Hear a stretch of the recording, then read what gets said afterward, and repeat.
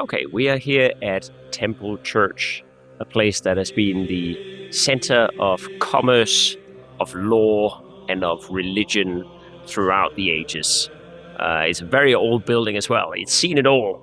It's seen firebombs during the Blitz, and it's seen royal disputes and political drama.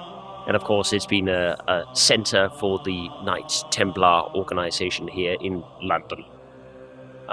And you can see the building here, you can see that it's mostly old stone, but a lot of it has been repaired after World War II, after the firebombs came over here. It did significant damage to the church, particularly to the peculiar of it. The round part of the church suffered quite a bit.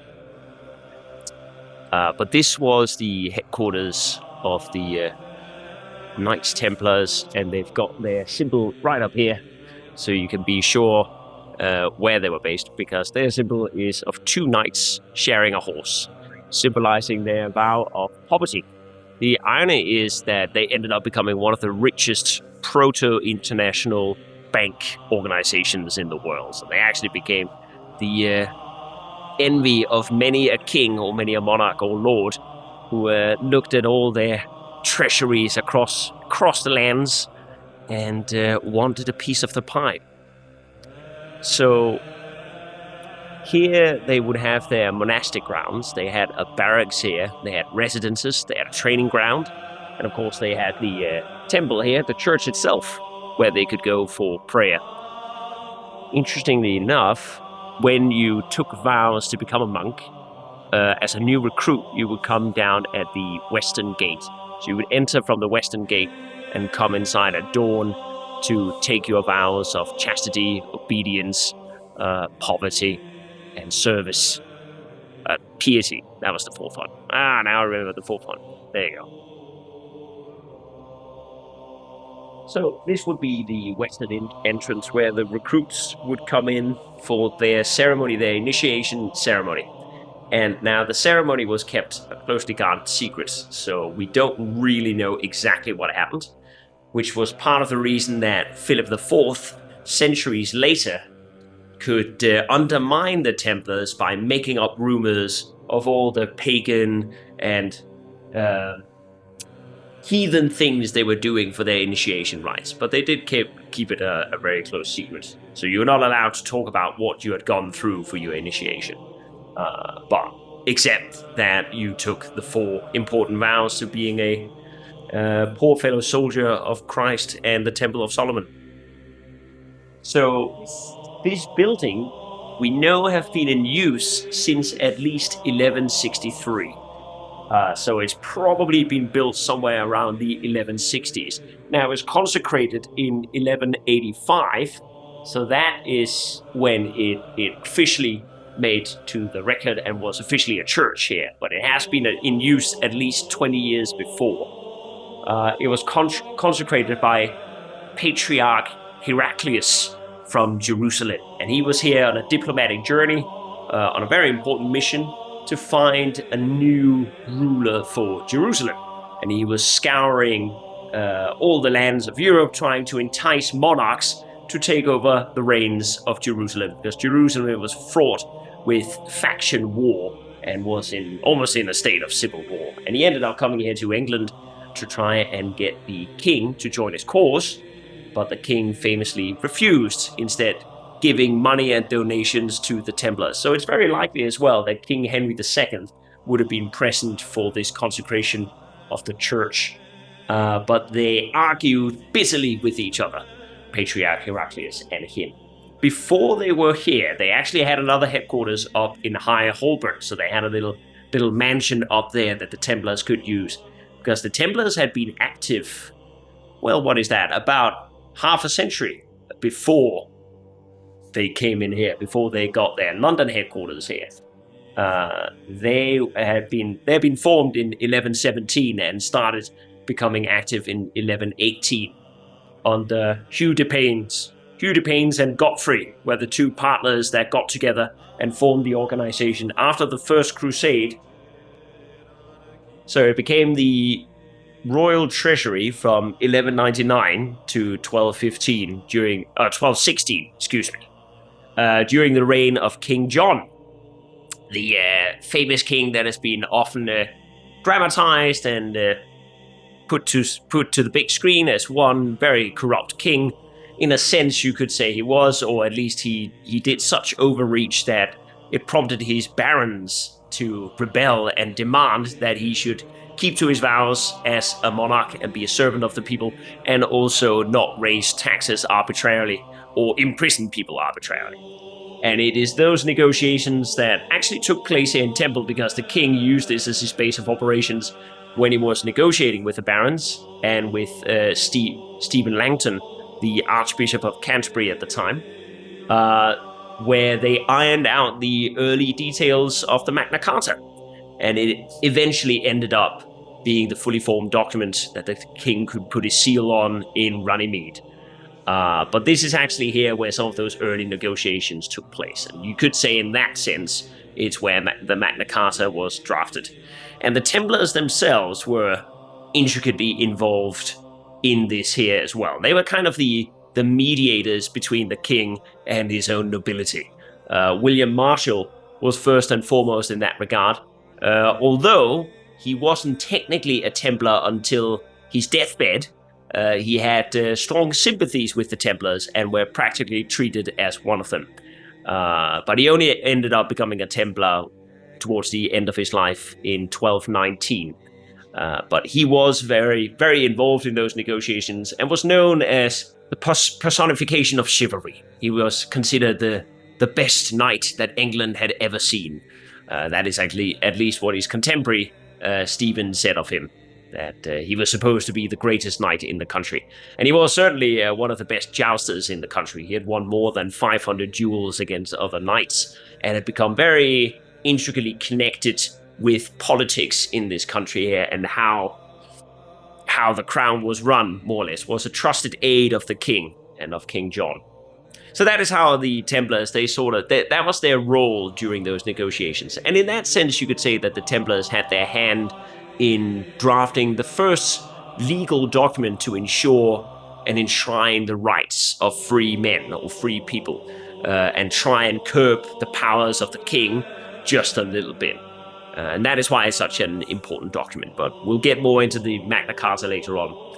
Then throughout the centuries, coming up to 1307, is when the Templars were disbanded, where they were finally persecuted and hunted down across the country. Their sums and their banks, if you will, were liquidated, and that was all thanks to Philip IV, King of France, who had a bit of a personal vendetta against them because he owed a lot of money, supposedly, to the Knights Templar, so it was a perfect way of getting rid of them. But that, of course, resulted in the Templars being run out of Temple here as well, and it falling into the crown possession. Now, the crown fairly quickly gave this building, this area, to another knightly order, which was very similar to them, and there were actually many knightly orders, warrior monks who served pilgrims going to the Holy Land. The Knights Hospitallers were one such, and they were almost as famous up there, certainly, with the Knights Templars. But there were many other smaller organizations. So it was given to the Knights Hospitallers, and they ended up leasing it to two Inns of Court, to the Inner Temple and Middle Temple, which it would be called. And that is actually how the two barrister inns that we've got here today and which own the building today, that is how they got their foot in the door, if you will. They started out as renters of this area to the Knights Hospitallers. But then, of course, there came another shockwave through the country that would see this falling under the crown again, and that was during the Reformation in the 1540s, when Henry VIII took all the land of the church and decided to reshape the image of the church after him. And that is from when it became an Anglican church, or Church of England. And so it fell out of the hands of the Knights Hospitallers, became once again a crown possession. But then in 1608, James I gave this back to the two colleges, to the two Inns of Court, and they have retained ownership of it ever since. So it started out being a headquarters for the Templars. Now it's become a nerve center of law, a place where barristers, they congregate, a place where students of law can seek scholarships and sign up with one of the Inns of Court here and go for ceremonial events and networking events and the like. So in that sense, it's been very intricately connected with law, actually almost all the way throughout its history, before it finally made the full conversion to being mainly a place of law around here, with the past of the Templars looming in the background.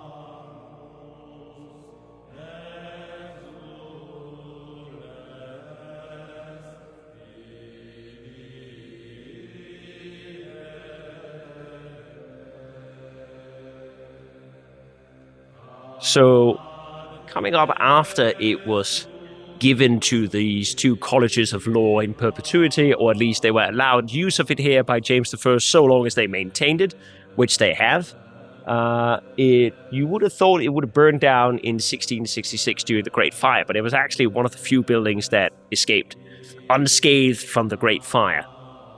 Nevertheless, Christopher Wren couldn't resist to make some changes to the interior himself, and did change some of the interior inside, which we might be able to see here in a bit. It also faced some changes during the Victorian era.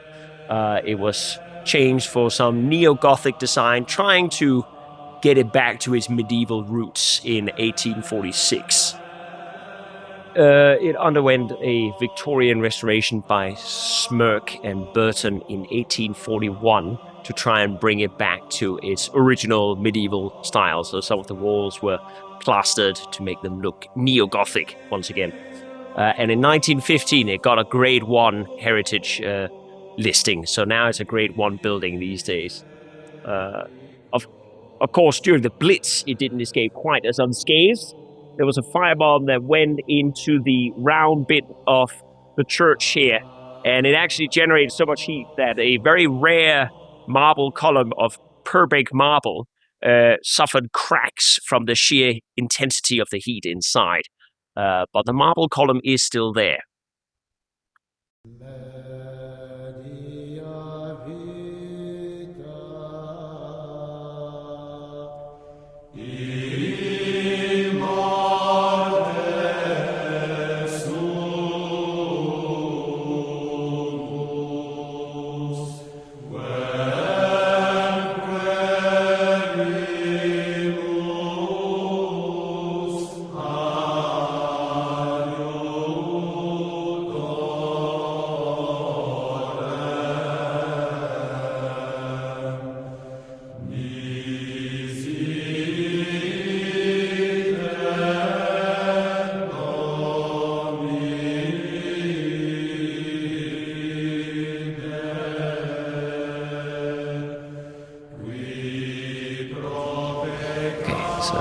There's an interesting story behind the consecration of this church here. Just before, a year before the consecration in 1185, the fellow who would do that was Heraclius, the patriarch of Jerusalem, and he was with a delegation with the Grand Master of the Knights Templars and the Grand Prior of the Knights Hospitallers, and their mission was to try and find a safeguard, a potential new ruler of Jerusalem after Baldwin IV had died.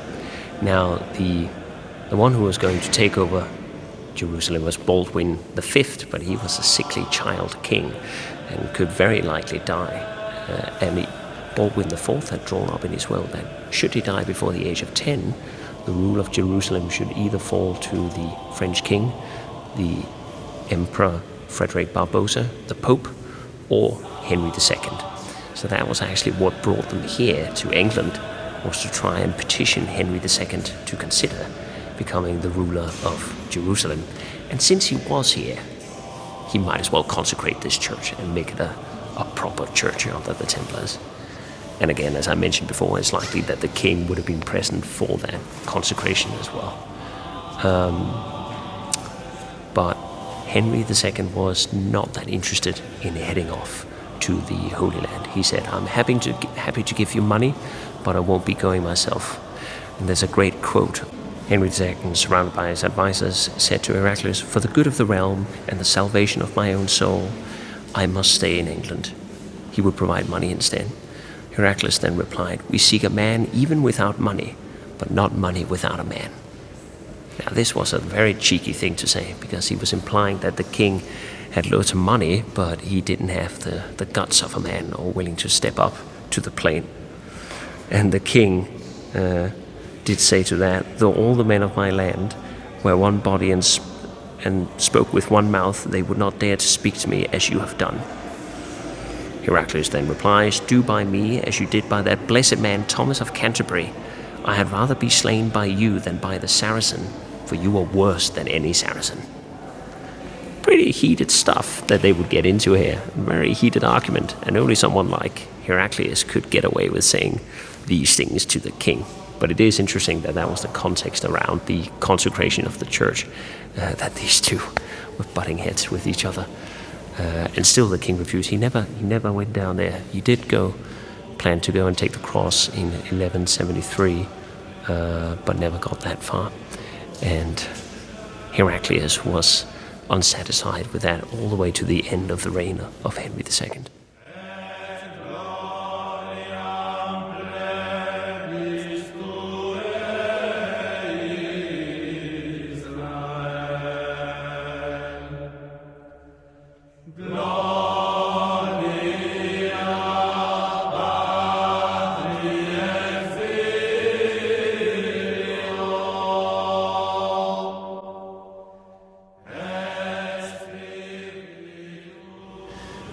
So we are a little bit further up in the round of the church.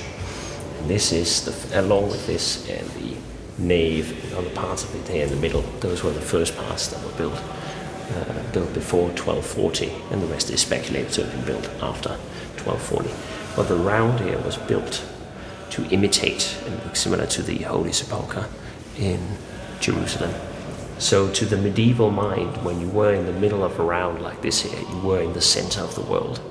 And it was the next best thing to do, to go in person and visit the Holy Sepulchre and go on a pilgrimage. If you couldn't afford that or you didn't have time for that, you might go and visit a church like Temple Church and go to the round instead. So in that way it was a substitute for many pilgrims. And many pilgrims only did pilgrimages here in this country or within their own country, rather than risk the perilous journey all the way to the Holy Land. But to medieval people, that was the center of the world. The center of the world was Jerusalem, and being here in the cold north of Europe or England was sort of the fringes of the world. And that was also part of the motivation behind the Templars, because many of those pilgrims didn't make the journey. Many were killed on the road, many of them shipwrecked. There were many, many dangers, and quite often they wouldn't succeed. So the early Templars, they formed to try and help pilgrims gain safe passage to the Holy Land. And many pilgrims expressed that after all their trials and turmoils, when they finally made it to the Holy Sepulchre, it made all of that worth it. And they were filled with such a redoubling of their faith that it wiped clean all the pains it had taken for them to get there. So in these days, it was very important to be able to make that pilgrimage. That is partly why the Templars became so popular and so powerful, because they had the world's best marketing campaign of the time. They were doing a thing that people considered to be extremely important, so people all the way down to the lowest rungs of society were willing to donate to them, all the way up to the top to lords and kings, which meant the coffers of the Templars swelled incredibly, and very fast as well.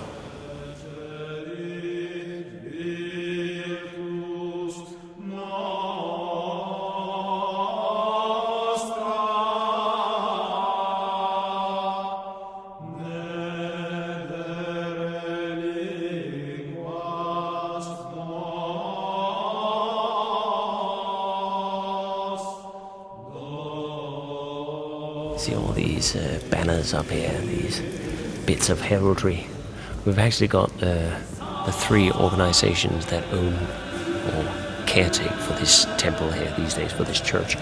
And you can see them up there.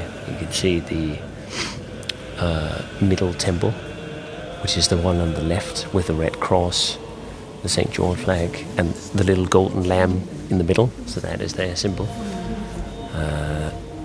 Of course, the red of the cross represents the blood of Christ, and it was, of course, the same symbol, almost the same symbol that the Templars wore, except they didn't have a little lamb in the middle. And then you've got the inner temple symbol of a white Pegasus against a blue background. And those are, of course, the two inns of court that maintain the church here today. But then above them, and it is almost ironic that it's above them, because you've got the royal standard up there showing who is the one who's ultimately in charge at the end, because it is a Church of England. It belongs to the king. So it still belongs to the king and the monarchy, but it is maintained by the two inns of court.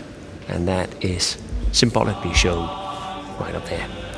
Now the day-to-day maintenance of the church is maintained by the reader of the temple and the master of the temple, which is a bit like, I suppose, a legacy of the Templars back in the day. But the master of the temple will be a reverend or priest that signs up here and is the main figurehead of temple and of temple church.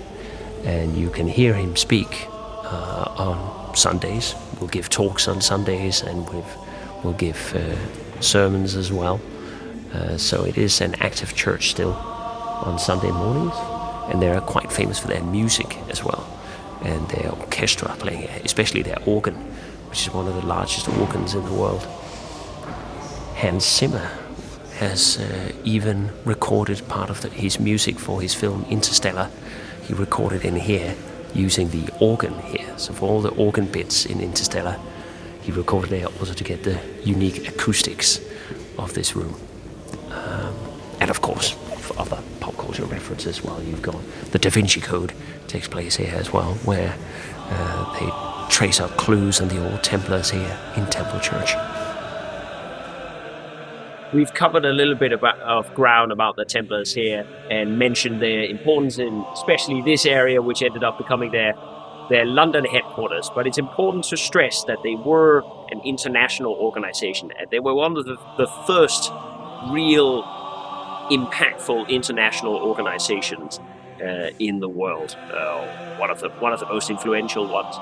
And it is important to stress that this was not their main headquarters, but it was their headquarters in London. London was, of course, very important. England was important. But their biggest headquarters was arguably in France, and of course in Jerusalem on the Mount Temple. But they were critical in trying to secure the Holy Lands.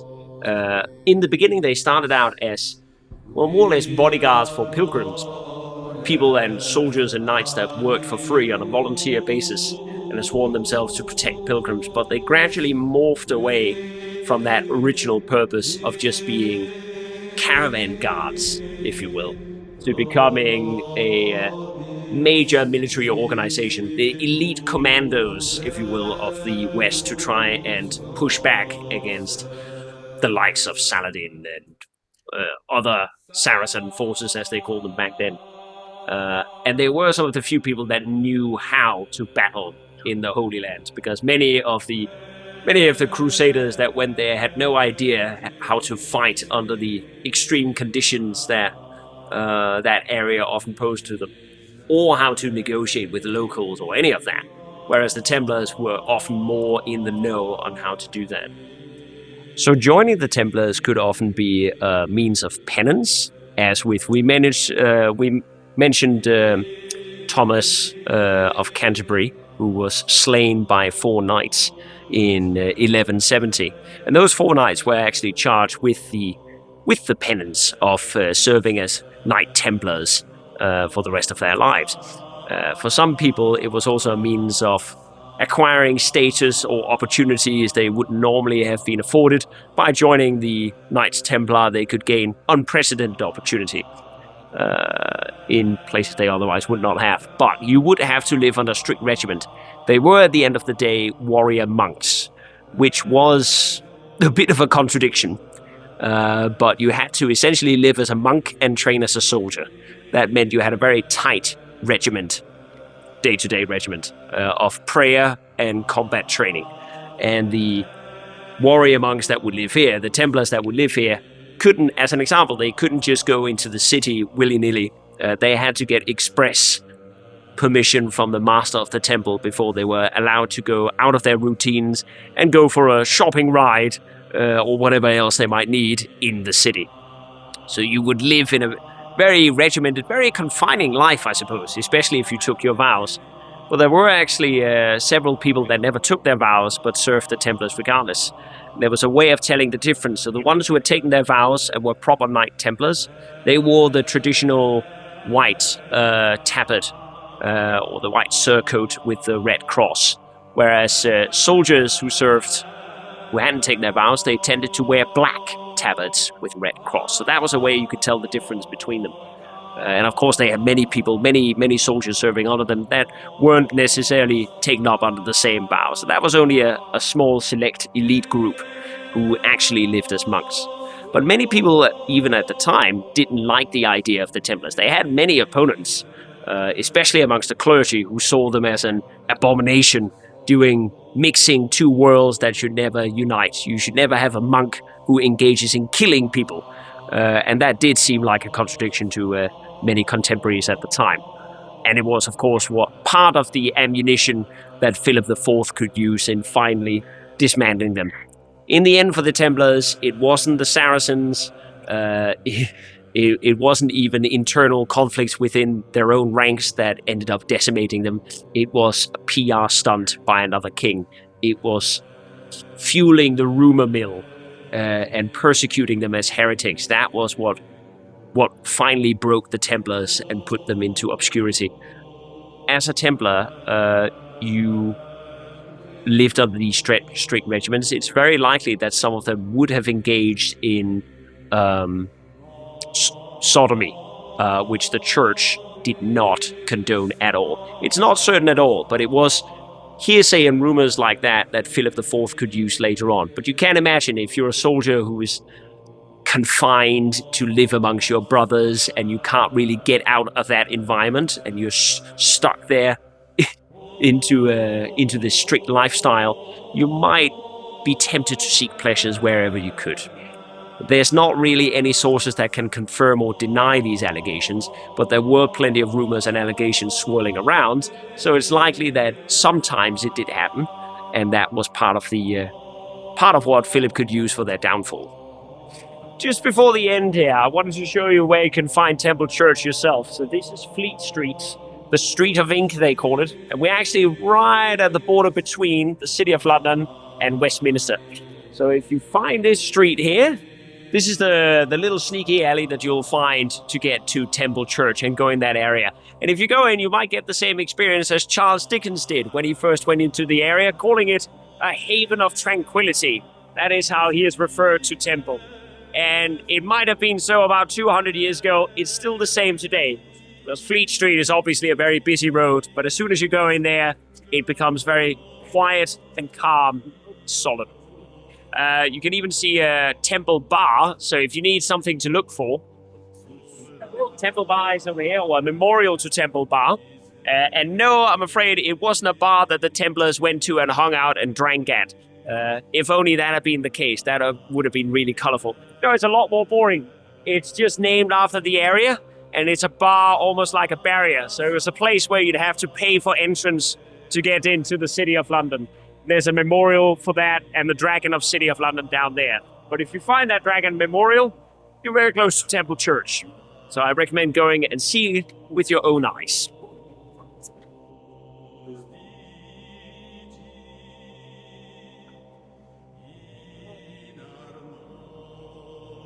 There used to be a devil tavern here, right next to the Templars. The height of heresy is what we find here, apparently before 1787. But yeah, City of London is full of surprises like that.